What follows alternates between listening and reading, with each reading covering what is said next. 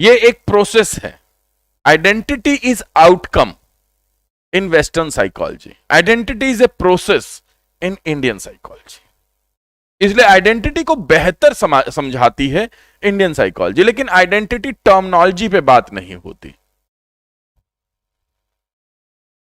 The identity seeker falsely assumes that his her mental processes represents who she really is and instead identifies with her ego। ध्यान से समझिएगा, ये question जो है ये लेकर के जाता है इस वर्ड की तरफ। किसकी तरफ?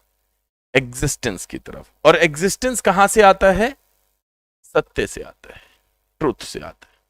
तो truly who you are, that is your identity, that is your existence। Truly who you are, that is your existence, that is your identity। As a result, attaining happiness for oneself has the superseded the quest for meaning।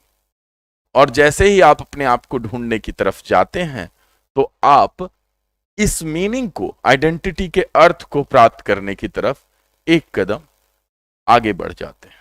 तो जिस रोज मैं ये पूछता हूं who am आई, मैं हूं कौन, और अगर मैंने आंसर दिया कि मैं एक बेटा हूं, तो अगला क्वेश्चन होना चाहिए एज ए सन मैं क्या कर रहा हूं। और अगर अगला आंसर आता है मैं भाई हूं, तो एज ए ब्रदर मैं क्या कर रहा हूं। और अगर फिर आगे आंसर आता है आई एम ए ह्यूमन, तो एज ए ह्यूमन बीइंग मैं क्या कर रहा हूं। जिस दिन आपने ये सोच लिया, जैसे मैं जब पूछता हूं मैं कौन हूं, तो अभी तक मुझे आंसर केवल यही मिलता है, आई एम ए नोअर। तो मेरा प्रोसेस है कि मैं जानने की कोशिश कर रहा हूं और मैं जान रहा हूं। तो कुछ जानता हूं, बाकी जानने की कोशिश कर रहा हूं। तो जब मुझे यह आंसर मिलता है तो मुझे फिर लगता है कि अभी मुझे बहुत कुछ जानना है। मुझे जब यह आंसर मिलता है तो मुझे लगता है मुझे अभी बहुत कुछ जानना है, जांचना है, समझना है। तो वो चीजें बची हुई हैं।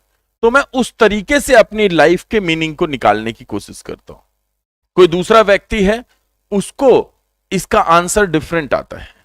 यानी कि एक श्रवण कुमार थे, उनको आंसर आया होगा कि मैं बेटा हूं, तो उन्होंने अपने बेटे होने के फर्ज निभाने चालू कर दिए। कोई एक व्यक्ति है, उसको लगता होगा वो पिता है, तो वो अपने पिता होने के फर्ज निभाने लगता है। तो बेसिकली आपको जो अपना मीनिंग समझ में आएगा, आप उस तरफ अपने फुलफिल करने लगते हैं, और वही डिपेंड करेगा कि आप अल्टीमेटली पहुंचेंगे कहां पे।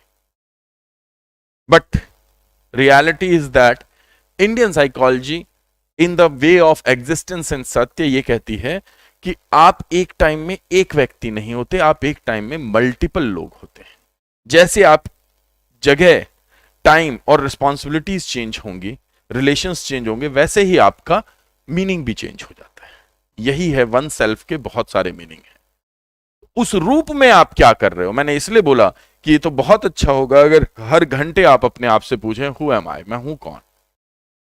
ठीक है ना। और जब आप पूछेंगे तो आपको हर एक कॉन्टेक्स्ट में एक अलग मीनिंग मिलेगा, और फिर आप उस रूप में अगर बेहतर कर पाएंगे, ये एक ट्रेनिंग हो जाएगी आपकी अपनी। आपने अपने आप को ट्रेंड कर दिया, 1, 2, 3 हफ्ते के अंदर आप बेहतर करने लगेंगे, एंड ये आपको एक बेहतर जगह पे ले जा सकता है।